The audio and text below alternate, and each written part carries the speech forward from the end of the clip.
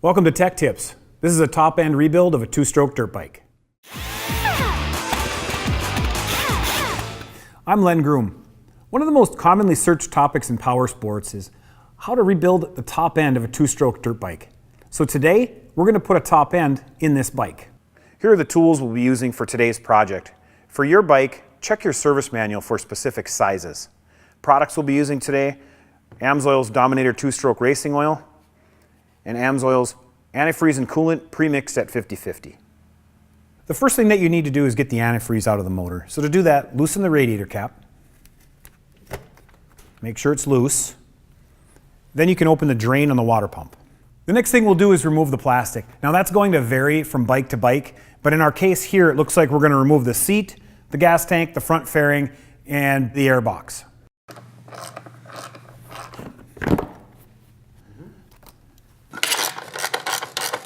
Okay, before you remove the gas tank, make sure that you remove any clips holding the fuel line on, and then slide the fuel line off carefully. There might be some fuel in there.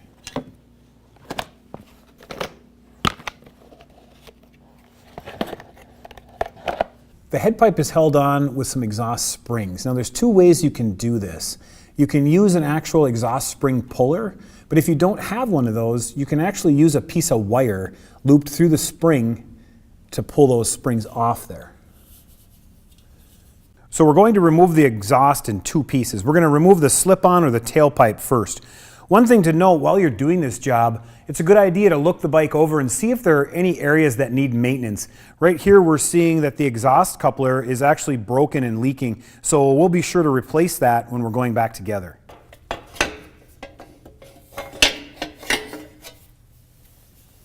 What we're doing now is removing any coolant lines that are attached to the cylinder head and the cylinder, because ultimately we're going to remove the cylinder and head. Carburetor's got to go. We start pulling some of these antifreeze hoses, and we can pull the spark plug. We're removing anything that's attached to it. When you remove the cylinder head, you don't want to go around loosening the bolts in a clockwise pattern. Use a star pattern, so you're going to always try and work across from the bolt you just loosened. What that does is it loosens the head in a uniform pattern, and then nothing's going to warp or crack.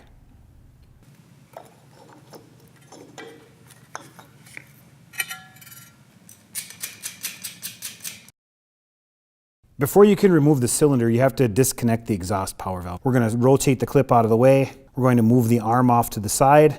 That arm will slide right off, and we're set. That's going to vary from model to model. So we've removed the cylinder head, we've removed the radiators, we've disconnected the exhaust power valve. We're to a point now where we're ready to remove the cylinder. So let's go ahead and do that.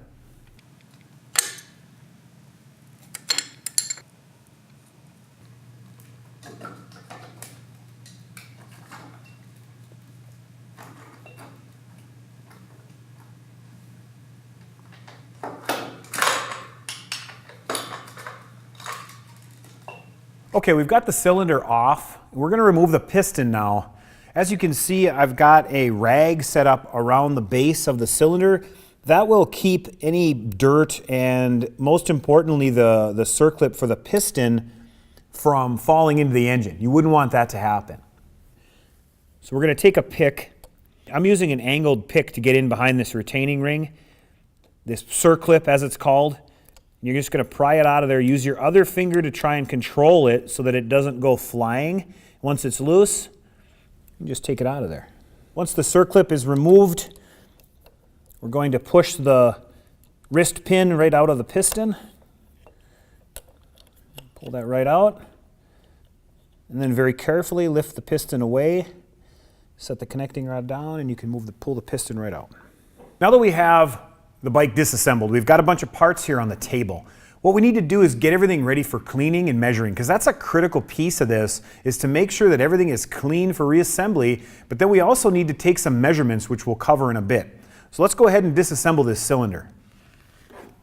So we're going to remove the intake side of this cylinder, and this is the intake boot, and it holds the reeds. So we can get a look at the reeds while we're doing this.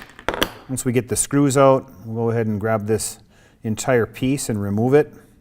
And now is a good time to take a look at the reed valves in case they're chipped or broken. We're checking those for any damage, and these look really good. So now we're going to remove the power valve assembly, and that's going to vary bike to bike. So a service manual is always going to be handy in this situation. If you don't have a service manual, make sure that you're noting what goes where. Take some pictures, that's always a good idea.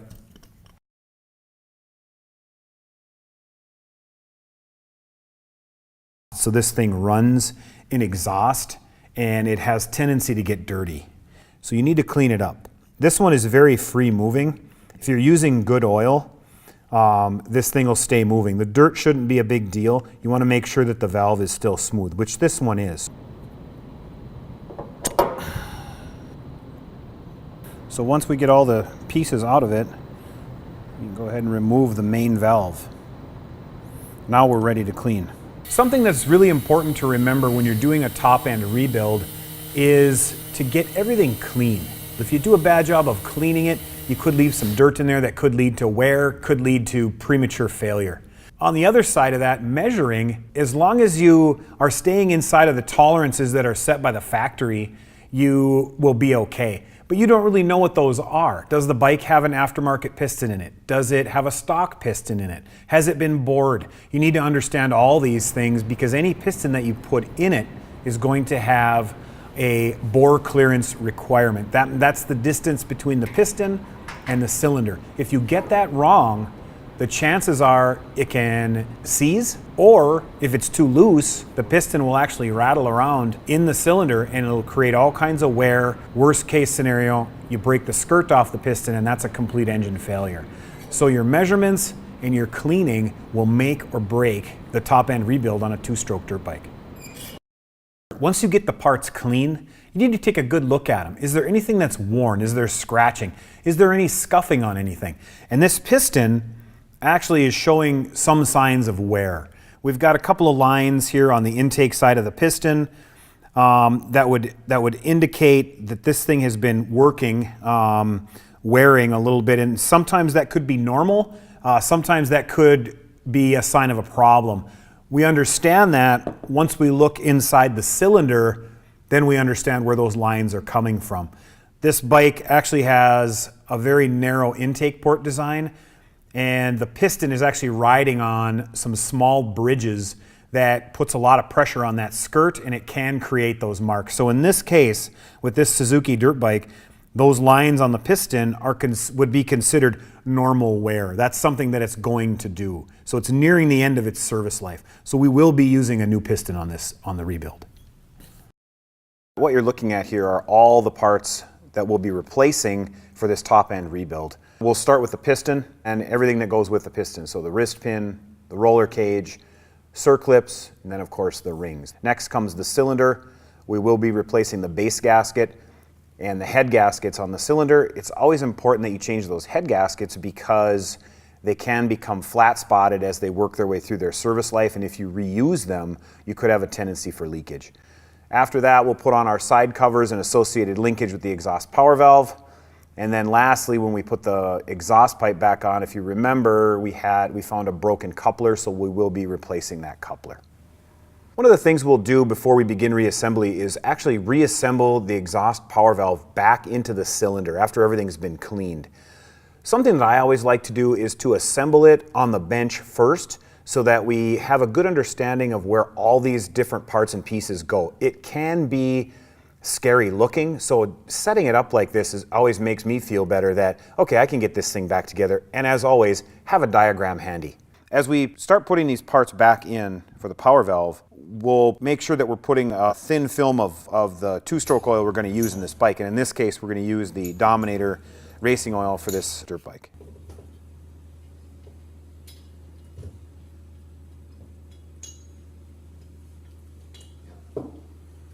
So the exhaust power valve is now reassembled in the cylinder. All those parts and pieces that we showed you are back installed inside the cylinder. We've just finished putting the two covers on there. We've replaced the gaskets. We're ready to put the rings on the piston now. A couple things to note here.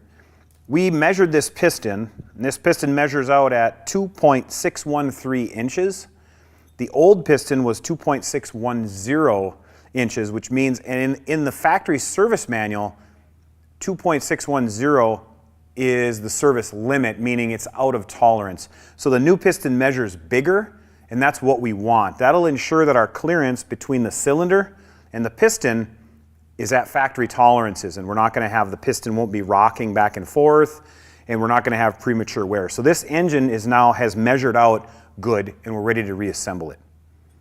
Now that being said, we need to put the rings on the piston. They do not come installed. This is a dual ring piston, and we need to install the rings, in this case, with the letter that's on the ring facing up. So to put the ring on the piston, you simply want to get it started, lay it on the top of the piston. You're going to very carefully bend one corner of the ring down, and you're going to work that right around with your thumb. You'll very gently help it down. So that's there. Now it's on the first. We need to just move it down. To do that, just very gently pull that open with your finger, very carefully. Just kind of work that ring right down around into that groove where it needs to be. Simple as that.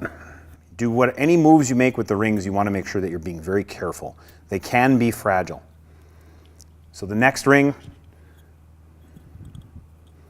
letter up, lay it on top of the piston, bring it down, and slowly work it around there with your thumb, and then catch the end gap and help it down. Perfect. Now we're ready to install the piston on the connecting rod. We need to replace the rod bearing or the roller cage, and we're going to get a good coating of oil on that. In this case, we're using the Dominator 2-stroke oil from AMSOIL. Get a good coating of oil on that, and you're going to insert that roller cage into the rod. We've got shop rags over the engine case here, and that's on purpose. That's to be sure that nothing drops into the case while we're putting the piston on the connecting rod. We've actually installed one of the circlips just to make things easier and less risk of a circlip dropping into the engine case. So this way, once we're in the bike, we only have to install one of the circlips that holds the wrist pin into the piston. So the piston goes in the bike a certain way. There's an arrow on the top of the piston that points to the exhaust side. So wherever the exhaust will be on the motorcycle, that's where this arrow is going to point. And in this case, the arrow is pointing forward. So we bring the piston in, we grab the connecting rod. Notice how I have the wrist pin started. That's this part right here. I already have it started. We're going to bring the piston on top of that rod and then lightly press the wrist pin in until it seats against that circlip. And that's what we've done. The piston is now installed on the connecting rod. Now we need to install the last circlip, and that'll keep the wrist pin from working its way out of the engine.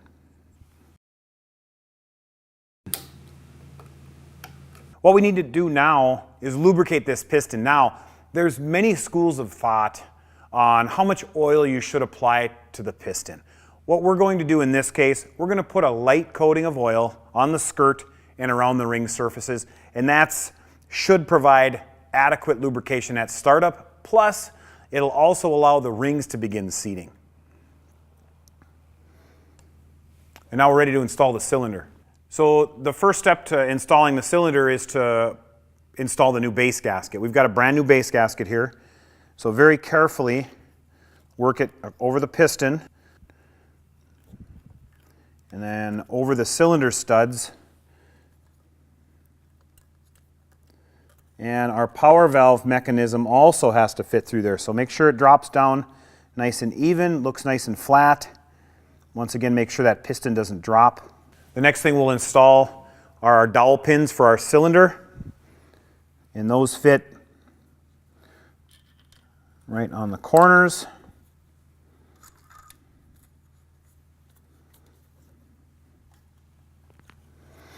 Now we're ready to bring the cylinder down on top of this piston.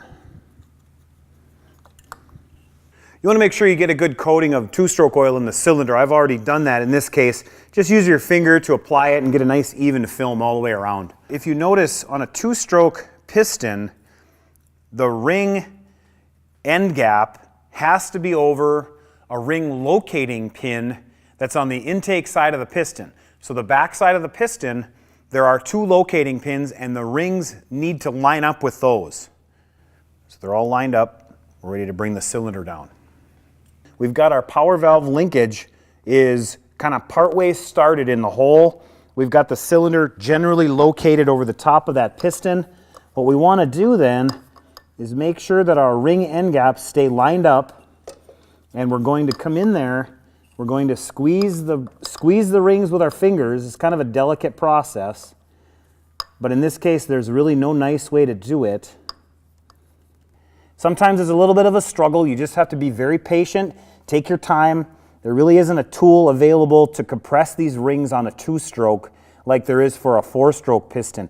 So you have to use your fingers, kind of get them worked in there. Don't force it. You can see we've got it started. Once you get it started, it's a good idea to check around and make sure that everything is lined up. So it's started and it's sitting there. You want to make sure that our linkage is lined up.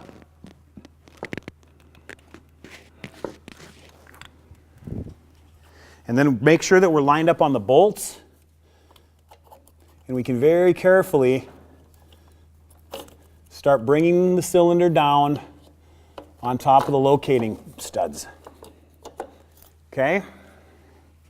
Cylinder's in place. Kind of do one last check. Linkage looks good. Locating studs are where they need to be. It's fitting flush. We got the cylinder on. Okay, we're using a torque wrench to tighten the cylinder nuts. This bike calls for 27.5 foot-pounds. Check your service manual to figure out what the torque spec is for your particular bike. Now that all the cylinder nuts are torqued, we can connect the power valve linkage.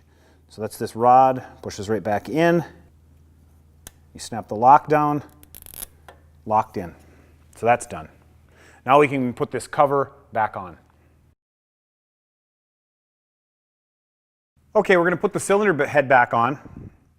But first we need to put the O-rings or the head gaskets back in. Smaller one in the center, larger one goes around the outside. Be sure that it's seated in the groove, or you could pinch it and break it. So it's very important that these O-rings are seated in the groove.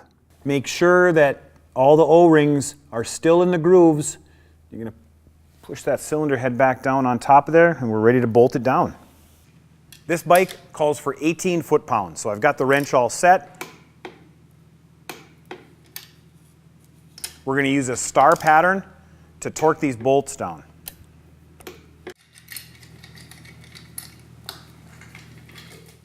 Okay, we're ready to reinstall the carburetor. During an engine rebuild, it's always a good time to check for other areas that we could maintain. And in this case, we did some maintenance on the carburetor. I changed the bowl gasket, and I also replaced the needle and the seat assembly in this carburetor. So this is what actually does the metering of the fuel into the bowl. It's a wear item. It had been in this bike for a while, so we decided to go ahead and replace it. That eliminates any risk of leaking or issues. One of the other things that you'll notice that we did is we replaced all of the vent tubes on this carburetor. The old vent tubes had gotten old and stiff, and that's what happens to this type of tubing after it's been used for a while. We've replaced it with Tygon tubing that's designed for use with gasoline, and it won't get stiff over time and crack. So we've replaced everything. We're ready to install this carburetor.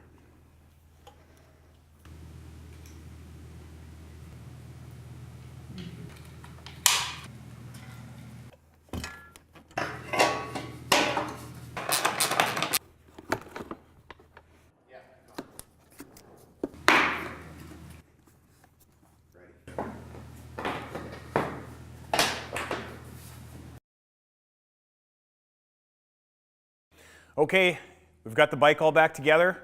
Everything looks good. It's time for the big test. Okay, we've got to make sure we turn the fuel on. We've already filled it with antifreeze. Remove our exhaust plug, and we're ready to go. So here's the fuel. I'm going to turn the fuel on.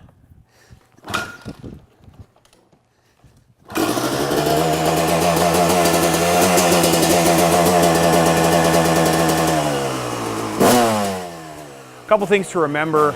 As soon as the bike fires, you want to look around it, make sure that there's nothing leaking. Put your hand on the radiator, make sure that it's starting to build some heat. And you don't want to let it idle forever at a low idle. You kind of want to move the throttle around a little bit. You don't need to rev it to the moon, just kind of move that idle speed up a little bit and down a little bit, just to make sure that the engine doesn't run at one constant speed. That'll help break the rings in. That'll ensure that you don't run into problems. Well, there you have it. Top end rebuild on a 2-stroke dirt bike. It's not too bad. Just remember, be patient, have a diagram. If you're concerned about getting something back together, take some pictures. Just work your way through it and you'll get there. For that first tank of gas, I would say take it easy. No extended wide open throttle, no extended periods of idling. Just take it easy on the bike through that first tank and you should be okay. After that, you're ready to race. Thanks for watching. We'll see you next time.